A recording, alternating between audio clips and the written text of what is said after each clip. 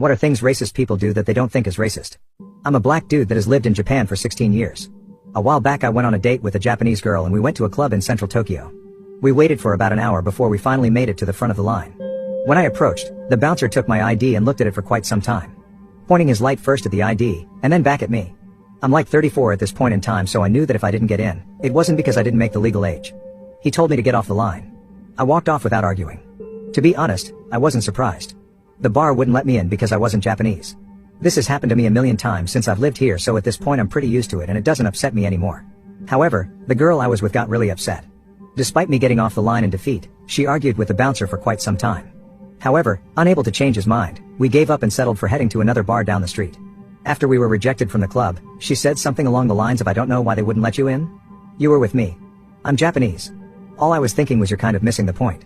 Can you imagine if a white and black dude went to a bar together in the United States and they don't let the black dude in and the white guy says, "I can't believe they didn't let you in. You're with me. I'm white." Ridiculous. We got to a random bar down the street when I saw a sign, in Japanese, that said Japanese only. At this point I was annoyed. They didn't even attempt to hide it this time. I called the cops and when they came I complained to them in Japanese so they would see that I wasn't some tourist. The cop nods as if to say, "I understand your frustration." Thinking I've made some progress, I let out a sigh of relief. Instead of letting me in, the cop said in a super friendly tone, "Well yeah, the sign says Japanese only. And you're not Japanese. What is the problem here? There's another club down the street that allows foreigners. I like that one myself. Why don't you go check that one out?" I just stood there, in utter shock. The problem had completely blown over the cop's head. Japan is so inherently racist and xenophobic to the point that they don't even know that they are racist and xenophobic. It's just normal behavior to them.